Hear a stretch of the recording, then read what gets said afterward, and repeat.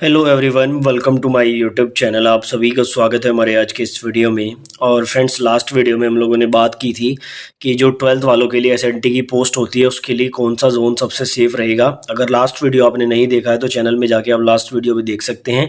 बहुत ही डिटेल में मैंने बताया है कि 12th वालों के लिए कौन से 5 जोन सबसे सेफ हैं और कौन से 5 जोन सबसे डेंजर रहने वाले हैं।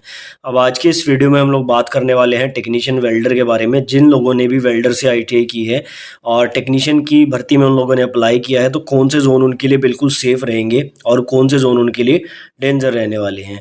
तो बिना स्किप के वीडियो को एंड तक जरूर देखें। और अगर चैनल को अभी तक आप लोगों ने सब्सक्राइब नहीं किया है तो चैनल को सब्सक्राइब करके बेल आइकन को भी प्रेस कर लीजिए।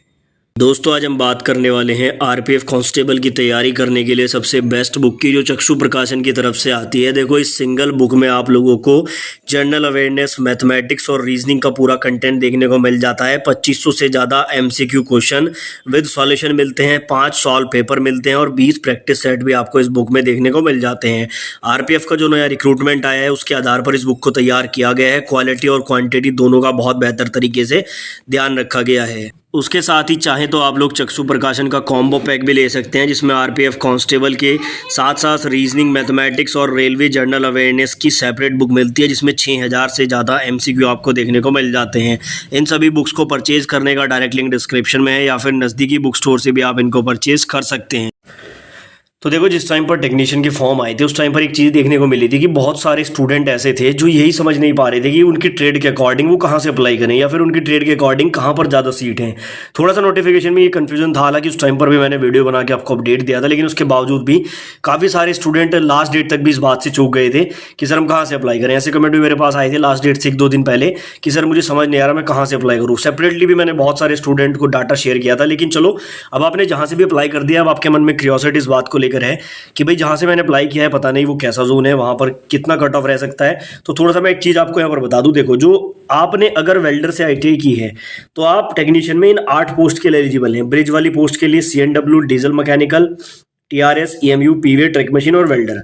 यानी कि वेल्डर से आईटीआई करने वाला स्टूडेंट 8 पोस्ट पे फाइट करेगा, ये बात आप लोग समझ लो। लेकिन एक चीज यहां पर और भी समझनी थी कि जो वेल्डर वाली पोस्ट है, यानी कि वेल्डर वाली जो पोस्ट है उस पर केवल और केवल वेल्डर ही अप्लाई कर सकता है। और ये एक बहुत बड़ा बेनिफिट मिलेगा वेल्डर वाले स्टूडेंट को। ठीक है, मैं थोड़ा सा दोबारा आपको समझाता हूँ। जैसे ब्रिज वाली पोस्ट है, ब्रिज वाली पोस्ट पे वेल्डर आईटीआई भी अप्लाई कर सकता है और इसके अलावा और आईटीआई वाले भी अप्लाई कर सकते हैं। लेकिन वेल्डर वाली पोस्ट ऐसी है जहां पर केवल और केवल वेल्डर स्टूडेंट अप्लाई कर सकता है। उस टाइम पर मैंने ये बहुत डिटेल में बताया था। अब इसी के आधार पर मैं आपको ऐसे जोन बताऊंगा जो थोड़ा सा सेफ कैटेगरी में रहेंगे। वैसे तो इस बार वैकेंसीज कम है तो सेफ कहना किसी भी जोन को सही नहीं है, लेकिन फिर भी 1-2 नंबर से भी अगर कहीं पे कट ऑफ लो जाता है तो उसी में लाखों स्टूडेंट आ जाते हैं और उसी को आप सेफ कैटेगरी में कह सकते हैं। अब थोड़ा सा मैं आपको समझाता हूं। देखो, जैसे चंडीगढ़ है, चंडीगढ़ में टोटल वैकेंसी 111 है।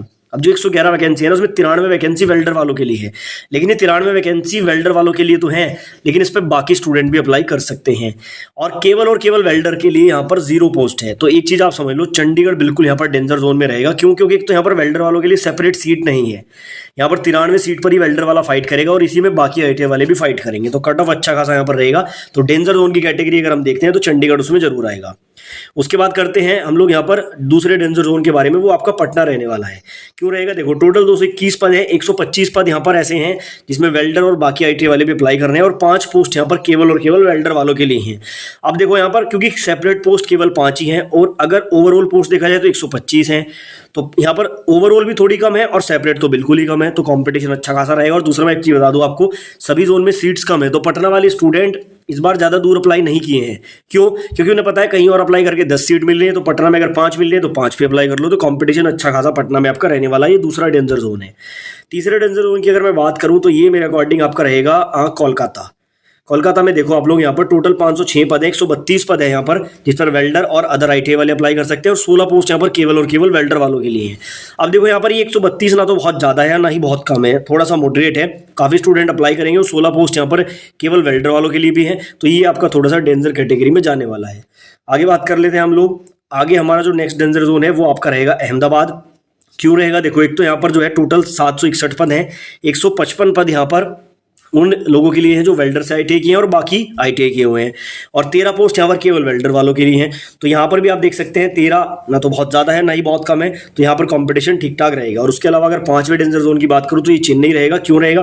क्योंकि यहाँ पर टोटल 508 पद हैं जिस पर वेल्डर वाले अप्लाई कर सकते हैं। लेकिन एक चीज़ और समझो, इन 508 पदों पर और भी ITI वाले अप्लाई करेंगे, लेकिन ये नंबर बहुत बड़ा है दिखने में, इसलिए काफ़ी स्टूडेंट अप्लाई करेंगे। और क्योंकि यहाँ पर केवल वेल्डर वालों के लिए पोस्ट कम है तो कट ऑफ थोड़ा सा हाई जा सकता है वेल्डर का।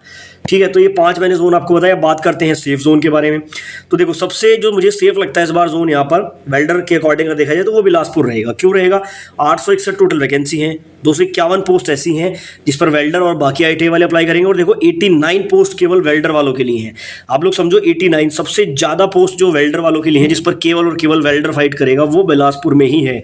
और इसी कारण से 1-2 नंबर का डिफरेंस आपको यहाँ पर देखने को मिल सकता है कट ऑफ में, और ये थोड़ा सा सेफ कैटेगरी में आपका बिलासपुर चला जाता है।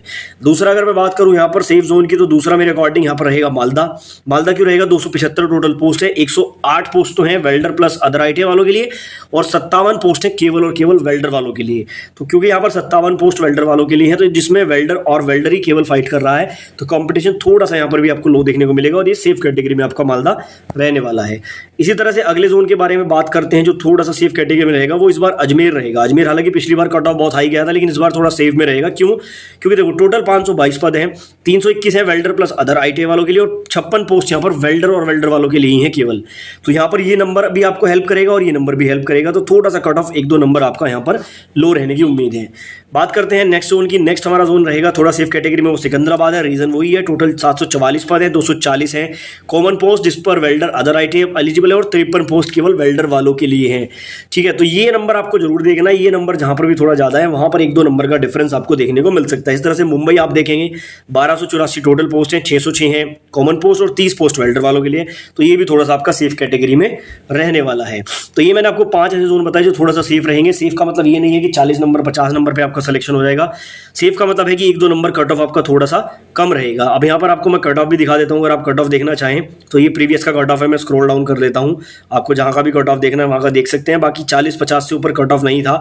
आई थिंक कहीं का भी कट ऑफ जो है यहाँ पर सिर्फ 2 जोन का, इलाहाबाद और अजमेर का 60 के ऊपर था, बाकी सबका 60 के नीचे यहाँ पर कट ऑफ है, आप लोग देख सकते हैं। ठीक है, सॉरी रांची का भी था, 3 जोन का 60 से ऊपर था, बाकी सभी का 60 से नीचे कट ऑफ था UR का, और बाकी तो आप देख सकते हैं OBC SC/ST का 35-34 पे सिलेक्शन हुआ था। तो ये हमने बात की है वेल्डर की। नेक्स्ट आप किस ट्रेड के लिए चाहते हैं ऐसा वीडियो मुझे कमेंट बॉक्स में जरूर बताएं। और साथ ही मैं आपको एक चीज़ और बता दूं, RPF को लेकर काफ़ी लोग कमेंट कर रहे हैं कि RPF का एग्ज़ाम कब होगा। तो मैं आपको बता दूं RPF का एग्ज़ाम काफ़ी चांसेस हैं कि अगस्त में हो सकता है, अगस्त के मिड में या अगस्त के लास्ट में। बाकी अगर अगस्त में नहीं होता है तो ये फिर आपका आगे जा सकता है, आई थिंक ये नवंबर दिसंबर तक भी जा सकता है, लेकिन मैक्सिमम चांसेस हैं कि अगस्त और सितंबर से पहले ही आपका एग्ज़ाम करा लिया जाएगा।